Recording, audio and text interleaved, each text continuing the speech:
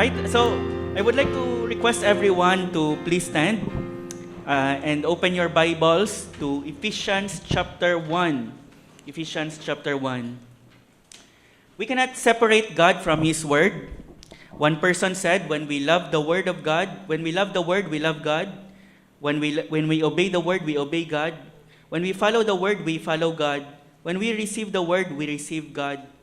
When we love the written Word, we love the incarnate Word. And so may that be our attitude this morning as we read the words of Ephesians. We recognize this is the word, the very words of God for us, and render to it proper reverence, obedience, love for His Word. Ephesians chapter 1, verses 1 to 2. Paul, an apostle of Christ Jesus by the will of God, to the saints who are in Ephesus and are faithful in Christ Jesus, grace to you and peace from God our Father and the Lord Jesus Christ. Let's pray. O Lord, we cannot even begin to fathom the depths of the riches presented to us in this book, the riches we have in Christ. We cannot even begin to fathom them on our own. We need spiritual eyes. And so, Lord, we ask that you would open our eyes, that we may behold wondrous things out of your word. Help us, Lord, as we study the book of Ephesians and as we begin that study this morning, that we would have eyes to see your glories and the great and grand purpose you have for us and for your people.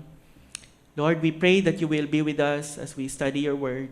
In Jesus' name we pray. Amen. Please be seated, brethren.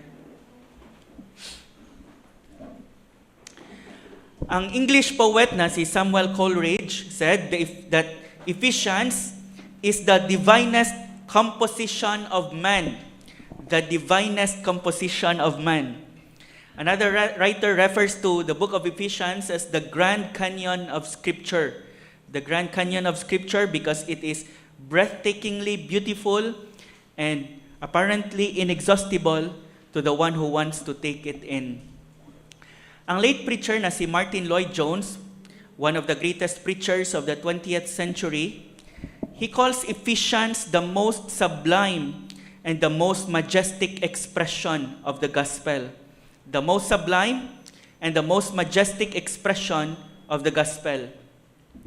That is why kahit na 6 chapters lang ang book of Ephesians, Martin Lloyd-Jones had a total of 232 sermons on Ephesians alone. 232 sermons preached every Sunday morning in a span of 8 years. Si Martin Lloyd-Jones, he had 37 preachings on chapter 1 alone, and his book on Ephesians take up 8 volumes.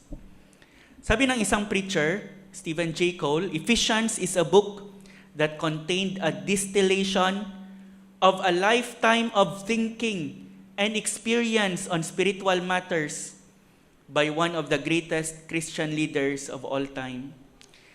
It is a distillation of a lifetime of thinking and experience on spiritual matters by one of the greatest Christian leaders of all time. But of course, we know that he wrote it not just out of his thinking, not just out of his experience, but he wrote it under the inspiration of the Holy Spirit. Just a short background of the letter to the epistle of Ephesians. Ang strategic city, Ephesians is a strategic city, and it was a commercial center of Asia Minor or present-day Turkey. Ephesus, ang city ng Ephesus, was noted for its temple of Artemis or Diana. Artemis is the Greek name of that goddess, and Diana is her Roman name. It is a structure that was 4 times larger than the Parthenon in Athens. Mas famous ang Parthenon, but this is 4 times larger than the Parthenon. It was considered one of the 7 wonders of the ancient world. Si Artemis or si Diana is an idol with many breasts, and she was worshipped as a fertility god. She was worshipped through immoral encounters with temple prostitutes. And so this city was a very pagan city. Si Apostle Paul, during his third missionary journey, he spent 2 years laboring in Ephesus. He first preached in the synagogue, but when the Jews in the synagogue became stubborn and continued in their unbelief, speaking evil of the way, the Bible said, Book of Acts said, Paul took the disciples and went to the school of Tyrannus. And so for a time, naging campus minister si Apostle Paul. He reasoned daily in the school of Tyrannus, and the result was amazing. It was astounding. It was staggering. Acts chapter 19 verse 10 says, "This continued for 2 years," ang kanyang campus ministry, "so that all the residents of Asia heard the word of the Lord, both Jews and Greeks." All who dwelt in Asia, meaning to say Asia Minor, heard the word of the Lord because of his campus ministry. As students go home to their home places like Colossae or Cenchreae, they spread the gospel with them so that the word of the Lord spread throughout the whole Asia Minor. This is the start of the church in Ephesus. Maraming mga Ephesians ang kumukuha ng kanilang income from Artemis or Diana. Ang kanyang annual festival, it drew much revenue into the city, and people who go there purchase mga silver idols of Diana in order to bring home with them.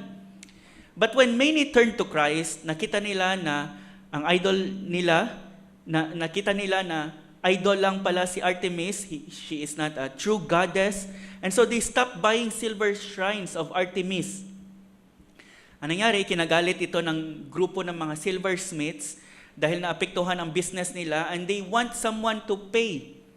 And so nagkarayot ang city. They wanted the Apostle Paul, but he was kept by the Christians there. They wanted to drag the Apostle Paul into the city, but he was hidden by the Christians, by the believers. Despite this hatred of their fellow countrymen against them, ang mga Christians sa Ephesus continued to be faithful to the Lord. Ang Ephesus is also a center of occult practices.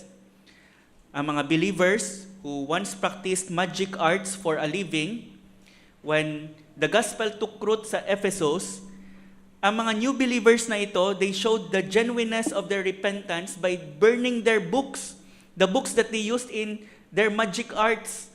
Nandun ang mga magic words and mga rituals nila na ginagamit nila para sa kanilang occult practices. Nandun ang kabuhayan nila, perhaps may mga tao na magpapa-fortune tell, and so from their books, ginagamit nila to tell the future of the person. Without it, they cannot perform their magic. Wala na silang kabuhayan. But Luke reports that they burned those books which are worth 50,000 pieces of silver. Equivalent ito ng 50,000 days of wages. With a minimum wage of 350 pesos, ang sinunog nila is equivalent to 17.5 million peso. This is an amazing proof of their conversion. Without those books, wala na silang kabuhayan. But it doesn't matter to them. Their conversion was real. Their faith in Jesus was real. And so they burned all their books amounting to mga 17.5 million pesos sa currency natin.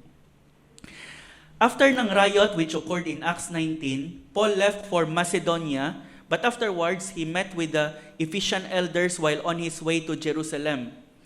Napakaganda ng meeting na yan, very emotional. Paul gave them final instructions, and they wept and embraced Paul, knowing that they would never see his face again. And there at the beach, they knelt and they prayed. Sa Jerusalem, Paul was arrested, he was tried, and dahil sa corruption ng mga judges, ng mga hari doon, sila ni Agrippa, ni Felix, ni Festus, napilitan si Apostle Paul to appeal to Caesar in Rome. And so he was brought to Caesar in Rome. There in Rome, Apostle Paul was imprisoned. As Paul was imprisoned in Rome, he wrote the letter of Ephesians, together with 3 other letters, Philippians, Colossians, and Philemon. And so this diamond called Ephesians, this gem, was written out from prison. Just a quick survey of the book of Ephesians. The theme of this letter to the Ephesians is the eternal purposes of God. The eternal purposes of God. And so it spans from eternity past to eternity future. The whole epistle is concerned with God accomplishing His eternal purposes. Ang Panginoon may eternal plan siya, and He had the power to accomplish those plans. And among the plans and purposes of God is to eternally lavish the riches of His grace in the salvation, in His people, in their salvation. To lavish His grace for all eternity for His people to enjoy. After a 2-verse greeting in verses 1 to 2, ang passage natin this morning, sa isang mahabang Greek sentence in verses 3 to 14, Apostle Paul extols the triune God for the riches of redemption. Ephesians chapter 1 verses 3 to 14, ang pinaka-longest sentence in the whole Bible. It is a hymn of praise, blessing God for the blessing of salvation, accomplished by the three persons of the Trinity. In verses 3 to 6, Paul praises the Father for choosing us. In verses 7 to 12, Paul praises the Son for redeeming us. In verses 13 to 14, Paul praises the Spirit for sealing us. And then after each work by each member of the Trinity, inulit ni Paul ang phrase na, to the praise of His glorious grace, to the praise of His glory, to the praise of His glory. Ang salvation ng Panginoon and His lavishing of His riches towards His people is to the praise of His glory, to the praise of His glory. The saving work of each divine person is to the praise of the glory of His grace. Because of what God has done in His grace, Christians, all true believers, are rich in Christ. We have a spiritual wealth beyond imagination. We have a spiritual wealth beyond imagination. That is why the word riches occur 5 times in the book of Ephesians. The word grace occurs 12 times. The word glory occurs 8 times. The word fullness, filled, or fills occurs 6 times in this little book. Nagpapakita ito, ang book ng Ephesians, nagpapakita how rich a person is in Christ. And all this grace and riches we have, all this fullness we have, because we are in Christ. That is why ang word na in Christ occurred 15 times in the whole epistle. And kung isama natin ang kanyang mga equivalent na phrase like in Him, in the Beloved, with Christ, it occurs 33 times. 33 times. All these riches, all this grace, believers enjoy because they are in Christ. Ephesians, sabi ni John MacArthur, Ephesians has been given such titles as the believer's banko, the Christian's checkbook, and the treasure house of the Bible. This beautiful letter tells Christians of their great riches, inheritance, and fullnesses in Jesus Christ and in His church.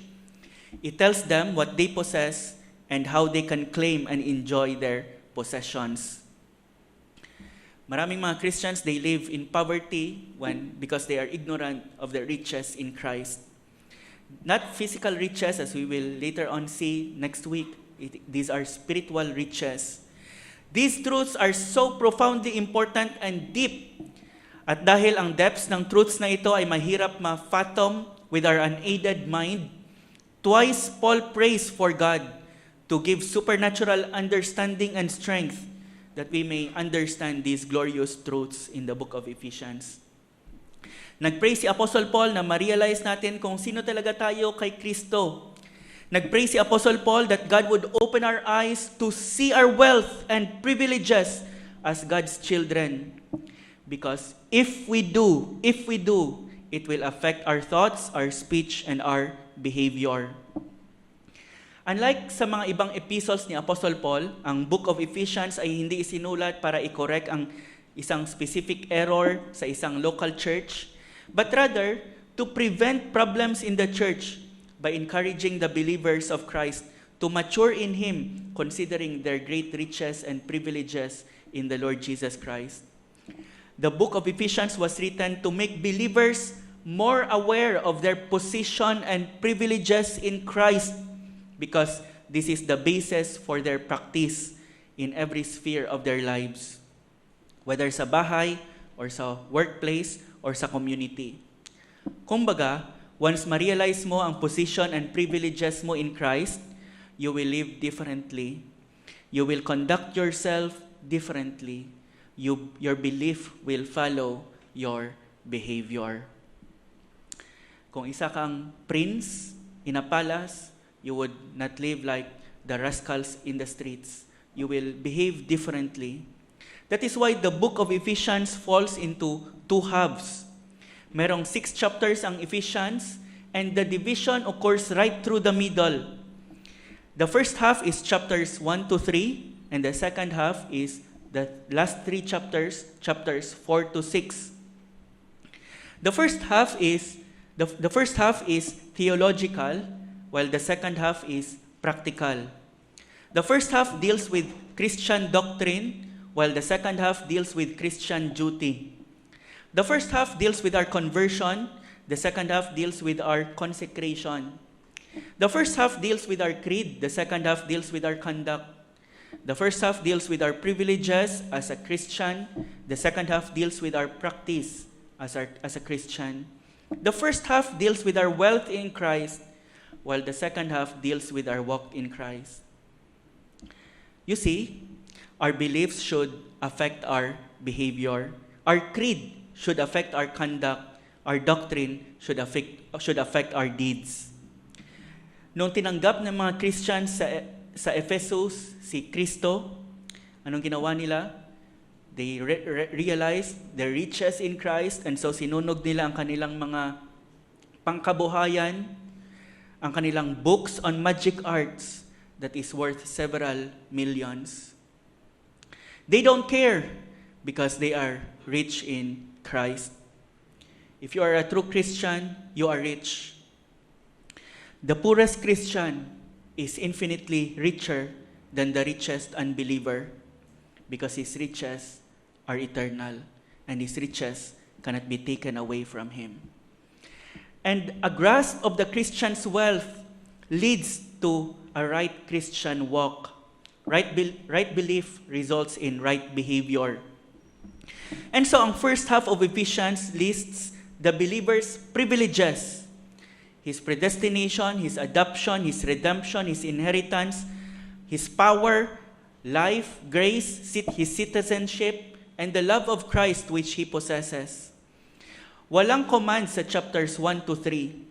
It only focuses on the position and the privileges and the riches of a true Christian. But the last half of Ephesians, chapters 4 to 6, deal with our practice, the kind of life that we ought to live, having all the privileges we have. That is why, if walang command sa chapters 1 to 3, the last 3 chapters include 35 commands or directives. The second half speak of the believer's responsibility to conduct himself or herself according to his calling, according to his privileges, according to his position in Christ. Whether at home, he gave instruction for husbands, for wives, for children. Whether at work, Paul gave instructions for slaves, for masters. And in the community, one commentator said, Ephesians begins in heaven, but concludes in the home and in all other relationships of daily life. Ephesians begins in heaven. Paul said, God has blessed us with every spiritual blessing in the heavenly places in Christ. Paul said, God has seated us in the heavenly places in Christ.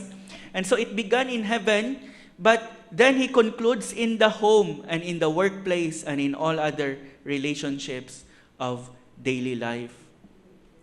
Once maging aware tayo ng position natin and ng privileges natin in the Lord Jesus Christ, a new life will result. Ephesians refer to that kind of life as the believer's walk. The believer's walk. We are to walk differently. As a believer, we ought to walk differently from the world. There is a kind of walk which accords or which matches with our spiritual wealth, a kind of walk that matches our spiritual wealth. That is why in Ephesians chapters 4 to 5, Paul mentioned 5 kinds of walk. Walk, in chapter 4 verse 1, he said, walk in a manner worthy of the calling to which you have been called. In a manner corresponding to the calling with which you have been called, walk that way. In chapters 4 to 17, you must no longer walk as the Gentiles do. In chapter 5 verse 2, walk in love as Christ loved us and gave himself for us, a fragrant offering and sacrifice to God. In chapter 5 verse 8, he said, walk as children of light. In chapter 5 verses 15 to 16, look carefully then how you walk, not as unwise but as wise, making the best use of the time because the days are evil. If before it doesn't matter how you walk, at school, at work, at home, now that you have become a believer, there is a kind of walk that befits your new position in Christ. There is a kind of walk that matches your wealth in Christ. There is a kind of practice which is appropriate with your new spiritual privileges in Christ. There is a kind of conduct that follows your conversion in Christ. There is a kind of behavior that suits your belief in Christ. Sa last chapter, in chapter 6, Paul concluded with the famous passage on the whole armor of God. We are to put on the whole armor of God so that we may be able to stand against the schemes of the devil and withstand in the evil day. 4 times in this passage, Paul mentioned that we are to stand firm, to stand against our enemies. That is why ang famous Chinese pastor na si Watchman Nee, instead of giving a 2-point outline, he gave a 3-point outline ng book of Ephesians. And he had a simple outline. His outline was, sit, walk, and stand. Sabi ni Apostle Paul, sit. We are seated in Christ in the heavenly places. This pictures our new position in Christ. God raised us up with Him and seated us with Him in the heavenly places in Christ Jesus. Ang walk naman, it describes how to live in this world. We are to walk worthily. We are to walk purposefully. We are to walk lovingly. We are to walk in the light. We are to walk carefully. And a stand captures our resistance against the spiritual enemy. We are to stand and withstand our spiritual enemy, having put on the whole armor of God. I will just mention some other themes in the book of Ephesians as we go along, like the centrality of the church and the supremacy of the Lord Jesus Christ. Keep in mind, as we study, this is a very deep book. This is a very profound book. We cannot fathom it even after preaching more than 200 sermons on Ephesians. I believe Martin Lloyd-Jones can say he has just scratched the surface. Despite of this book being deep and profound, keep in mind as we study this book, as Martin Lloyd-Jones tells us, that these profound, lofty, and unfathomable truths were written, sinulat, hindi para sa mga great scholars or theologians, but to ordinary church members.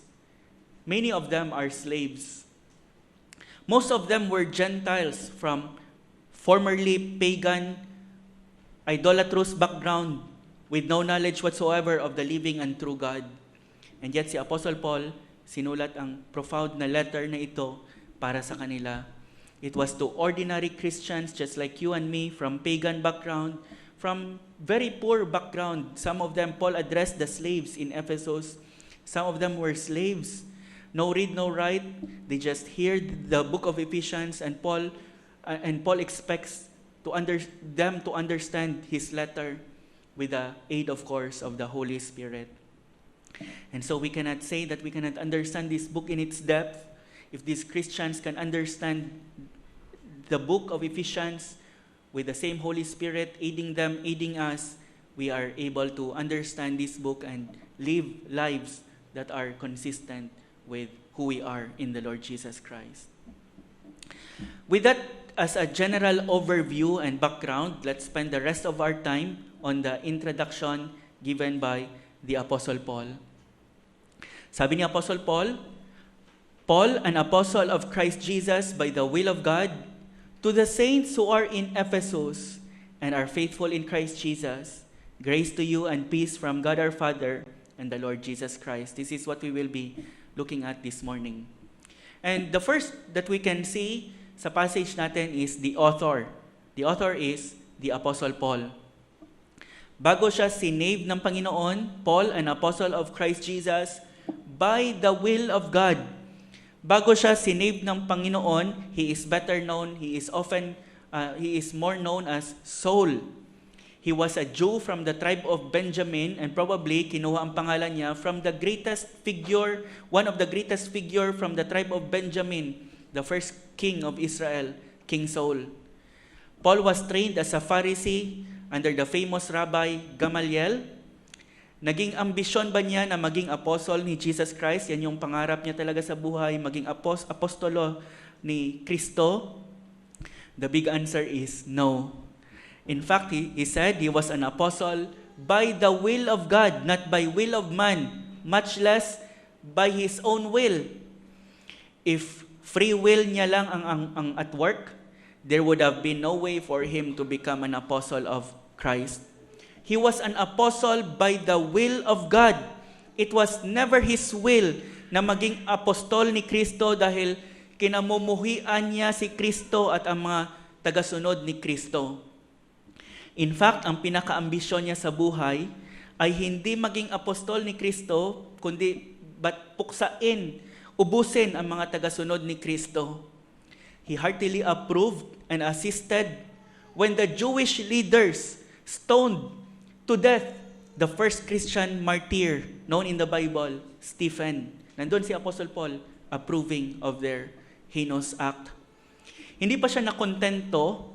Paul had ravaged the church. Nang bahay-bahay siya para hilain ang mga Christians at ikulong, lalaki, babae, he does not care.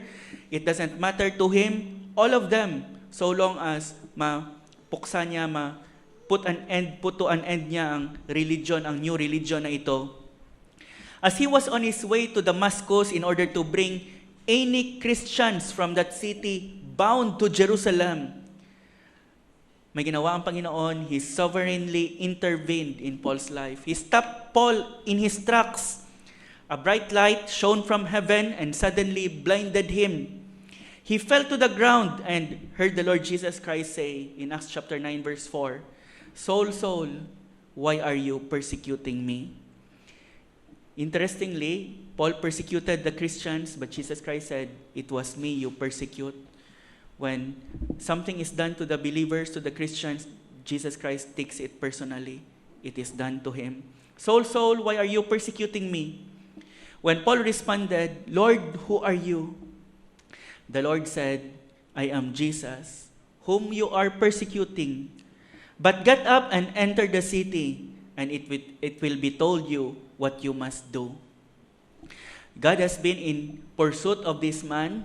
It was pure grace that changed the Apostle Paul. Paul was not seeking Christ. Far from it. He was never seeking Christ. Paul was in fact fiercely and violently opposed to Christ and his followers. But God's grace broke in on his life. Ito ang explanation ni Apostle Paul. But when he who had set me apart, when? During the time when he encountered the Lord in Damascus? No. But when he who had set me apart before I was born, and who called me by his grace, was pleased to reveal his Son to me, in order that I might preach him among the Gentiles. Interestingly, God has already set apart Paul before he was born, before he had done nothing evil or good. The Lord had set him apart for his purpose. And in some strange and mysterious ways of God, allowed Paul to divert a course so far from God in order for him perhaps to be an example to other wicked sinners that there is God's grace can overcome their resistance, their life of sin and evil. Ito ang explanation ni Apostle Paul for why he became a believer. God set him apart.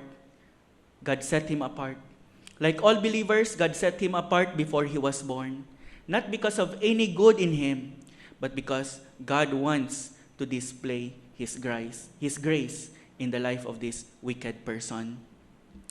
Paul became an apostle by the will of God. Apostle means sent. Apostolo in Greek, apostolos, it means sent. He was sent by God to deliver a message. And so si Paul, as an apostle of Christ Jesus, is not bringing his own message. He is bringing God's message. He does not write his own opinion. He writes to tell what God told him to write. Apostles are men uniquely chosen by God to be the foundation of the church and writers of His final revelation, the New Testament. But once the New Testament was written, the foundation is no longer needed, and so wala nang mga apostles ngayon. May mga nagkiklaim, pero natapos na-close na ang application. Hindi na wala nang pwedeng maging apostle ngayon once the New Testament had been completed. And under the inspiration of the Holy Spirit, Paul as an apostle was writing the very message of God for his people. And so when we read the book of Ephesians, we are reading the words of God. And when we love and obey and follow and receive the word of God, we receive God Himself, because these are not the words of the Apostle Paul, these are the words of the one who sent him, God Himself. When we read the words of Ephesians, we read the very words of God Almighty who spoke the universe into existence. Paul was appointed and sent by God to preach the gospel, especially to the Gentiles, the people whom he once looked down. Every Jew looked down on a Gentile as a dog. And so these people were once people he looked down on and despised with a passion. But now Paul was called to be an apostle to these Gentiles. Named after the tallest Benjamite, King Saul, he was now known as Paul, which means small, little. That's what the name Paul means. From being named after the tall king of Israel, now his name means small, humble, least, or little. Perhaps wala sa atin ang may parehong kadramatic na conversion sa kay Apostle Paul. But if you know Christ as Savior, you know that it is not your own doing. You are spiritually dead in your sins, but the God who set Paul apart before he was born, being rich in mercy because of His great love with which He loved us, even when we were dead in our transgressions, made us alive together with Christ. By grace you have been saved. At the same time, let us continue to share the gospel with the lost, since we know that in the end, it is the grace of God that prevails. It is the grace of God that prevails, not the hardness of the person's heart. He can take a wicked sinner like the Apostle Paul and use him to be a mighty preacher of His gospel. That is the author. Now we look at the audience. The audience is the Ephesian believers. To the saints who are in Ephesus and are faithful in Christ Jesus. Ano ang pag-address ni Apostle Paul sa kanila? He referred to the members of the church in Ephesus as saints. Paul did not say to the Christians in Ephesus, although that may also be right, to the disciples in Ephesus, but Paul said to the saints in Ephesus. Paul never used the term Christian to refer to believers. Never. The word Christian was only used 3 times in the whole Bible, and isa pa doon was from an enemy of Christians. There is one word Paul used 40 times which referred to all believers. 40 times he referred to believers as saints. This was Paul's favorite title to refer to all believers, to all Christians, to the saints who are in Ephesus. It is clear that Paul was referring to all the members of the church in Ephesus, and not just to some extraordinary members who has done some extraordinary works. The Word of God says, if you are a believer, if you are a believer of Christ, you are a saint. You are a saint. To be an apostle is a privilege of only a few. To be a saint is the privilege of many. All true Christians are saints. The Greek word saint, in Greek it is hagios, which means holy, set apart, or sanctified. We have learned last time, if you are to define the word holy, there is one word you can use, and that is separate. Separate. You are separated. That is the word saint. In fact, ang Greek word for holy, hallowed, sanctified, and saint, they come from the same root word in Greek. And so a saint refers to someone who is set apart from the world unto the Lord. That is a saint. Someone set apart from the world to the Lord, from a life of sin to a life of holiness. It seems awkward at times to refer to ourselves and to other believers as saints. Pero hindi nag-hesitate si Apostle Paul na tawagin ang mga believers as saints. When you look at the mirror, do you see a saint? In almost all his epistles, he addressed his letter to the saints at Corinth, to the saints in Rome, to the saints at Philippi, to the saints in Ephesus. Many of these are nobodies, unknown Christians, hindi kilala. As I have told you, some of them were slaves from pagan backgrounds. But Paul never hesitated to use the word saint. May unbiblical notion na ang mga saints ay mga super believers na naka-attain ng higher status sa kanilang Christian lives, but the Bible calls all true believers in Christ as saints. Nung sinulat ni Paul ang 1 and 2 Corinthians, guess what he called them? Saints. Saints. He referred to them as saints. Sabi ng isang commentator, that Paul even referred to the worldly, immature believers at Corinth as saints indicates beyond dispute that the term has no relationship to spiritual maturity or character. It is not because of who they are or what they have done that they are called saints. It is because of what Jesus Christ has done, saving them, forgiving their sins, cleansing them, clothing them with the righteousness of Christ, and setting them apart for holy purposes. Of course, kalaunan, mag-change ang lives nila. They will become more and more mature. But a believer who is a one-day-old believer who has just started in the Christian life and is separated for the Lord can rightly be called a saint. This is what Paul had been doing here. Ang mga one-day-old believers sa Ephesus included in address ni Apostle Paul to the saints who are in Ephesus. It is all because of what God has done, not because of what the saint has done. To the saints who are in Ephesus, tinawag ni Apostle Paul ang mga former pagans na ito as saints. These were ordinary Christians. These were ordinary Christians. They have never performed any miracle. They simply believed in Jesus and loved Him and served Him from day to day in many ordinary ways. It is not because of what they have done, but because of what the Lord Jesus Christ has done and is continually doing in their lives that they are called saints. Ngayon, ang mga tinatawag na saints ay puro mga patay, but the saints Paul knew were all alive. The saints in Corinth, in Ephesus, in Philippi, the saints in Thessalonica, the saints that are people, Christians, believers who are alive. In fact, he was writing a letter to them. The Bible makes it clear that all the redeemed are saints set apart from sin unto God. The Bible says if you are a Christian, you are a saint. With all your imperfections, God looks at you as perfect because of the righteousness of the Lord Jesus Christ. God made Him who knew no sin to be sin for us so that in Him we might become the righteousness of God. Hindi lang isa or dalawa ang mga saints sa Philippines. According to the Bible, according to biblical standard, all true born-again believers in the Philippines are saints. All true born-again believers.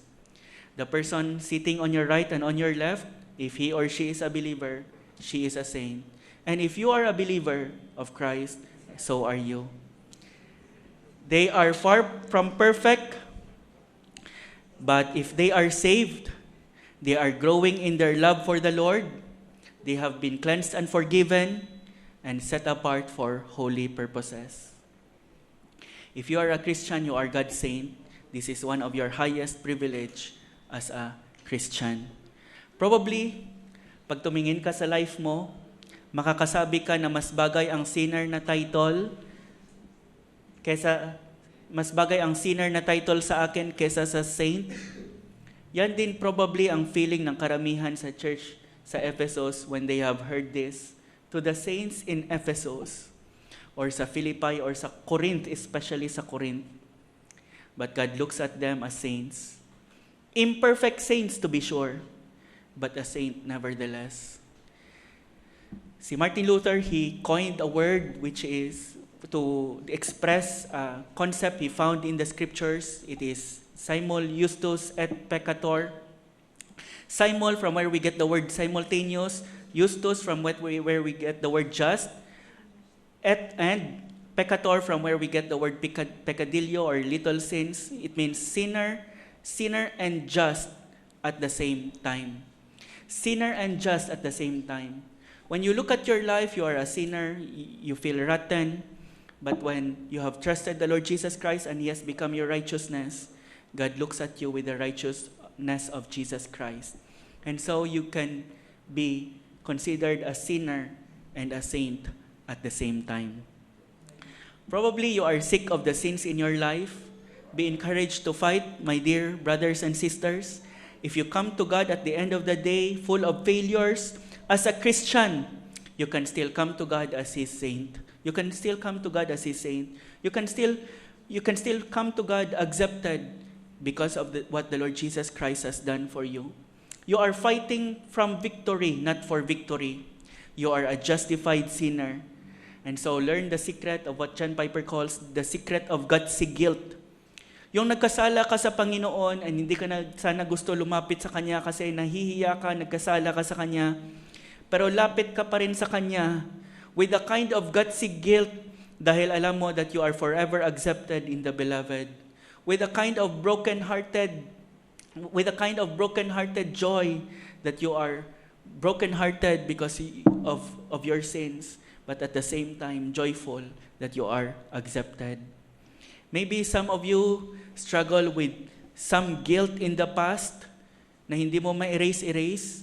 Be encouraged that the moment God called you to Himself and you repented of your sins and trusted in Jesus as your Savior and Lord, God has forgiven your sins and counted you as righteous in Him. This is an inspired word of the Apostle Paul. It is God speaking these words to the people in Ephesians. Probably some of them had committed some horrible sins in the past, and God is calling them saints. May isang story ako na nabasa several times in Scotland na may isang magnanakaw ng mga tupa, mga sheep na nahuli. Ang kanyang noo, tinataka ng burning metal with the letters ST, which means sheep thief. But after many years, nakilala niya ang Panginoon, nabago ang buhay niya, and he started to care for others and to love others and become selfless and care and genuinely care for others. As he grew old, he became known in that village as a man who genuinely cared for and loved others. And so one time, may isang bata na nakakita sa kanya, and curious ang bata sa tatak sa noo niya, and tinanong ng bata ang kanyang nanay. Sabi niya, "Mother, what does the word ST mean?" And sabi ng nanay niya, "I don't know, son, but I think it means saint. I think it means saint." From sheep thief to saint, your past does not define you. Your past does not define you. It's your present status in Christ that defines you. Brothers and sisters, let your lives match your status in Christ. Let your lives match your status in Christ. Live as His saint. Live faithfully for Jesus. This is what these Christians did. to the saints who are in Ephesus and are faithful in Christ Jesus. Be faithful to the saints who are in Ephesus and faithful in Christ Jesus. Be faithful. That means dependable, trustworthy. Do not be a fair weather Christian. Now you see him, now you don't. Do not be like that kind of a Christian. These are the Christians of whom you can say it doesn't matter what the weather is. I know that he will be there. She will be there if she or he can possibly be. If you ask them to do something for Christ, they will do it. Faithful in Christ Jesus. To the saints who are in Ephesus and are faithful in Christ Jesus. Like these Christians, be faithful to your Lord as His saint. That is the first, the author. The second, the author, the audience. And now let's look at the third, their God of grace and peace. Grace to you and peace from God our Father and the Lord Jesus Christ. Ang mga Jews, when they greet each other, what do they say? They say, Shalom. They say peace. Ang mga Gentiles, usually when they greet each other, they use the word karein, which means cheer up or rejoice. But the Apostle Paul modified it to charis in Greek, which means grace. And so Paul combined these two greetings, peace and grace. Grace first, because there can be no peace without God's grace. Grace and peace. Apostle Paul, that is the blessing of the Apostle Paul to them, grace and peace. Ang word na grace occurs 124 times in the New Testament. We can say that our God is really a God of grace. 124 times in the New Testament. And of those 124 occurrences, 86 times it was mentioned by the Apostle Paul. 86 times. That is why Apostle Paul is also known as not only the Apostle to the Gentiles, but also the Apostle of Grace. Paul starts all 13 of his epistles with the words, grace to you. And guess how he ends his epistles? With some form of grace be with you. In the book of Ephesians, he ended with grace to all who love the Lord Jesus Christ with love unfeigned. And so he starts with grace, he ends with grace. It sandwiches all his letters, grace. And there must be a reason. Why is that? Before we answer that, we must first define grace. What is grace? Usually we understand grace as God's undeserved favor in our salvation.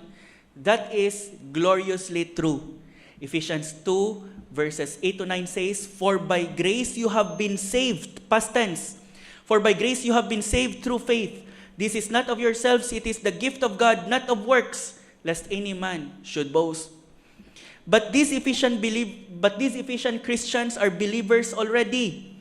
Why would Paul greet them with a desire for more of God's grace if saved na sila and if grace refers only to God's undeserved favor in salvation? The answer is, for a believer, God's grace does not just stop at justification. It continues on in sanctification. Grace is not just undeserved favor for a person's salvation, it is also power for believers, for a life of active, joyful obedience. Grace is power for a life of good works. It is a power to keep a person from sin, make a person holy, and enable him to live a life useful to the Lord. 2 Corinthians chapter 9 verse 8, take note of the usage of the word grace. And God is able to make all grace abound to you, so that having all sufficiency in all things at all times, you may abound in every good work. When grace abounds, every good work abounds in the life of a believer. Grace provides the sufficiency, the power for a person to abound in every good work. Sabi ni Apostle Paul, 1 Corinthians 15 verse 10, But by the grace of God, I am what I am. Grace transforms a person. And His grace towards me was not in vain.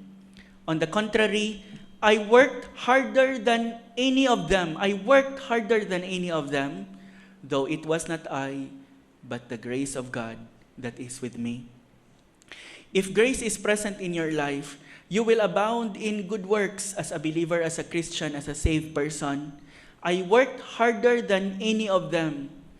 The effect of grace is abounding in good works. How do you know if God's grace is in your life? You cannot be content doing nothing as a Christian. You would strive to abound in your work for the Lord. You would work harder than any of them, having all sufficiency in all things at all times. You will abound in every good work. Work does not nullify grace. It verifies grace. It provides evidence that that God is working in the life of a person, supplying more of the grace that He first granted in salvation. Grace is power for sanctification, for suffering, for service, and for sacrifice. Grace provides power for day-to-day living, power to resist sin and temptation, power para maging honest ka sa workplace, power para mag-share ka ng gospel, power para mag-conquer ka ng power ng lust sa buhay mo, power para gawin kang mabait na anak or ate or kuya, power para makontrol ang irritation mo sa spouse mo, power para mag-suffer ng ridicule for the gospel, power para mag-hope ka sa Panginoon when you are tired or sick or suffering. Grace is God's power in a believer to live a life fully pleasing to God. That is what Paul is wanting for these believers, grace and peace. Grace is power. Not only grace, but peace. We need three kinds of peace. Every person needs three kinds of peace in his life. Peace with God, peace with others, and peace within himself or herself. The Bible says, God has become our enemies. But when Jesus Christ died for our sins, by faith in Him, when we believed in Him, we are reconciled to God. Jesus Christ has brought us peace with God our Father. We now have peace with Him. And because of that peace with God, we can enjoy peace with others, and we can enjoy peace within, no matter the circumstances. Christians can enjoy God's peace no matter what the circumstance, because between Him and God, all is well. You know the story of Horatio Spafford. In 1873, his family was moving from America to France. But due to last-minute details sa kanilang business, family business, Horatio Spafford remained in America and let his wife and 4 daughters travel to France. Tragically, the ship with his wife, where his wife Anna and her 4 daughters, kung saan nakasakay ang asawa niya and his 4 daughters, rammed into another ship 1,000 miles off the coast of France, sinking in 17 minutes. Namatay ang 4 niyang anak na babae, sina Annie, Maggie, Bessie, and Tanetta. All of her daughters died. Naka-receive siya ng telegram galing sa wife niya, saved alone. Siya lang yung na-save. And so si Horatio Spafford, sumakay siya ng barko in order to be with his wife sa France. And at the exact spot kung saan nalunod ang mga anak niya, the captain knocked on his cabin, and sabi ng captain sa kanya, dinala siya sa mast ng ship, and sabi ng captain sa kanya, this is the spot where your daughters were drowned. And getting back to his cabin, he wrote an amazing hymn na loved by many, "It is well with my soul." And he started that hymn with these words. When peace like a river attended my way, when sorrows like sea billows roll, whatever my lot, thou hast taught me to say, it is well with my soul. When between you and God it is well, when all your sins are forgiven, and you are now reconciled to your loving Heavenly Father, whatever your lot in life, you can have peace within and say, it is well with my soul. This is the portion of Christians This is the portion of all true Christians. Grace and peace. Grace to you and peace. And now we get to the source of this grace and peace. Grace to you and peace from God our Father and the Lord Jesus Christ. Wala nang ibang source for this grace and peace. You want grace and peace in your life? Go to God. Go to your Father in heaven. Go to Jesus Christ. Go to God specifically through Jesus Christ. Do you want to enjoy God's grace? Do you want to enjoy God's peace in your life? There is no other source, and it is ours for the asking. We have a God who is infinitely gracious and wants us to enjoy His grace and peace in our Christian lives. We have a God who is infinitely gracious, and He will give us His grace and peace for the asking. Grace to you and peace from God our Father and the Lord Jesus Christ. God the Father and Jesus Christ are placed side by side on an equal plane. No distinction, meaning to say, Jesus is equal with God. Grace to you and peace from God our Father and the Lord Jesus Christ. Grace comes not only from God the Father, but it comes to us through Jesus Christ. Because all we deserve is hell. We do not deserve grace and peace.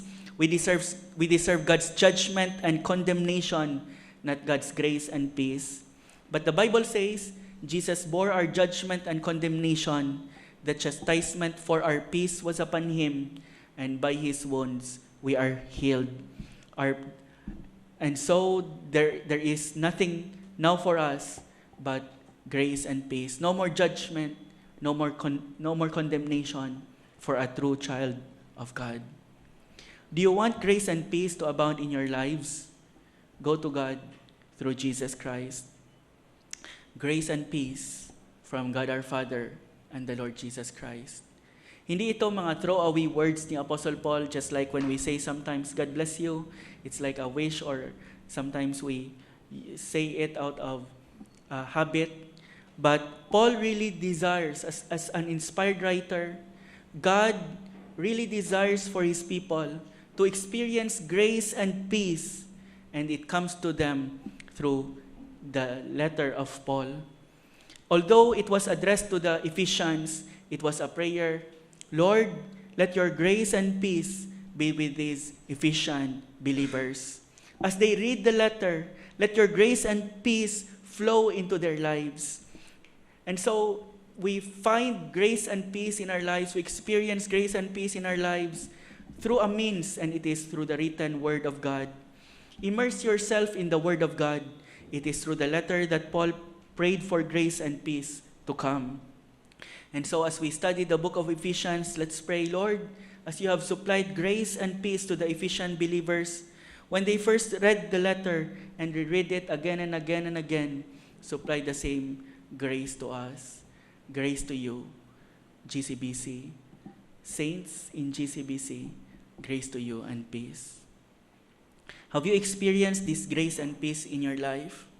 It can only be found in Christ. In Christ, in Christ.